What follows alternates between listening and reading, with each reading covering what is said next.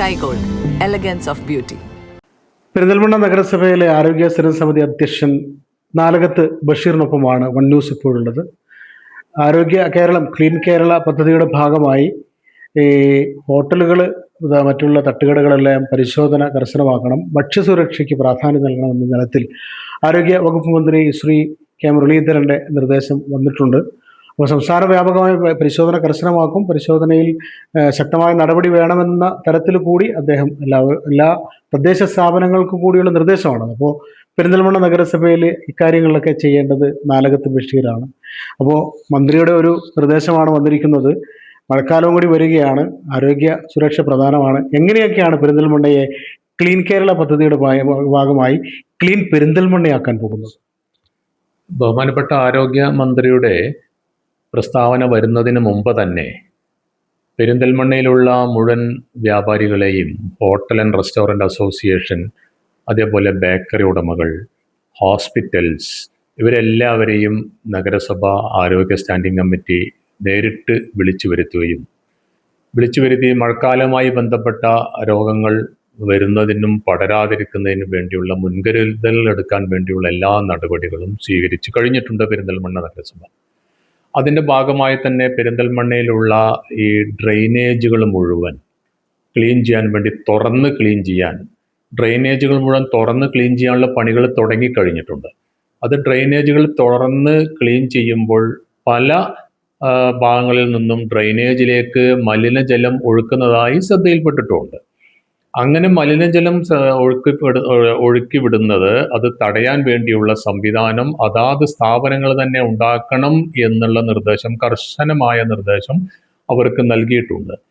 അതുപോലെ തന്നെ നമ്മളുടെ മത്സ്യ മാർക്കറ്റിൽ നിന്ന് വരുന്ന മലിനജലം അത് ഈ ഓടയിലേക്ക് ഒഴുകുന്നതിന് പകരം അത് വലിയ ടാങ്ക് കെട്ടി അവിടെ സൂക്ഷിക്കുകയും അവിടെ നിറയുമ്പോൾ അത് മുനിസിപ്പാലിറ്റി തന്നെ അത് ക്ലീൻ ചെയ്യാനുള്ള ഒരു സംവിധാനത്തിലേക്ക് അതിനുള്ളൊരു തുടക്കം കുറിച്ചിട്ടുണ്ട്. നേരത്തെ ഒരിക്കൽ ഇത് നാലകത്ത് ബഷീർ ഇത് പറഞ്ഞാണ്.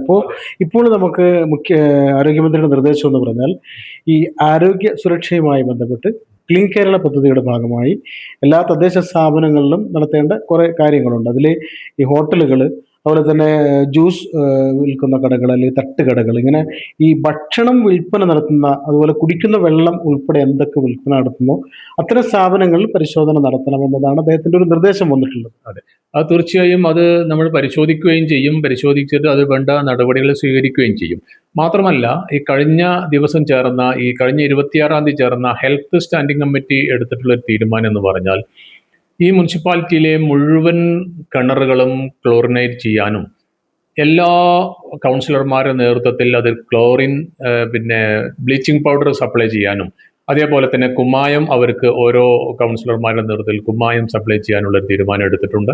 അതുപ്രകാരമുള്ള കാര്യങ്ങൾ നമ്മുടെ ഒരു ടൗൺ മാത്രമല്ല, മുനിസിപ്പാലിറ്റിയുടെ എല്ലാ മുക്കും മൂലയിലും ഇത് ക്ലീൻ ആവേണ്ടതുണ്ട്. മന്ത്രി പറഞ്ഞിട്ടുള്ള ആ കാര്യങ്ങൾ പെരിന്തൽമണ്ണയിൽ ഏതായാലും പരിപൂർണമായി വിജയിപ്പിക്കാൻ ഈ കക്ഷി രാഷ്ട്രീയത്തിനപ്പുറത്ത് ഒരു കൂട്ടായ്മ പെരിന്തൽമണ്ണയിൽ രൂപം കൊണ്ടിട്ടുണ്ട്. ആ രൂപം കൊണ്ടിട്ടുള്ള കൂട്ടായ്മയിലൂടെ പെരിന്തൽമണ്ണ ശുദ്ധമാവുന്നതാണ്.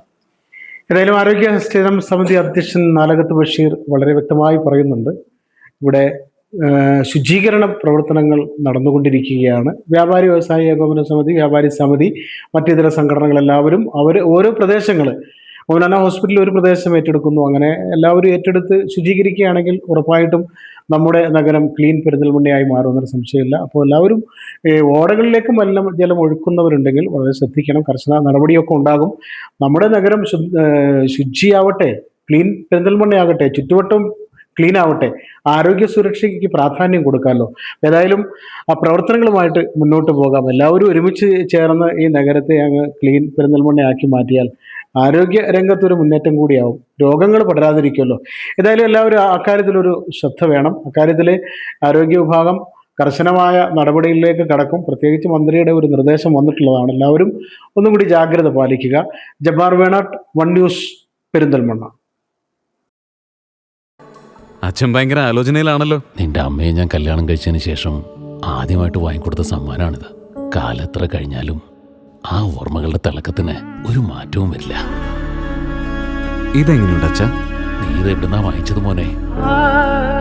അച്ഛനമ്മയ്ക്ക് ആദ്യമായി സമ്മാനം വാങ്ങി അവിടെ നിന്ന്. രഞ്ജിഷ് ഹി സഹി. Celebration of 39 golden years. ആഭരണങ്ങൾ ആഘോഷമാകട്ടെ. MA sons gold and diamonds, ചപ്ലശ്ശേരി.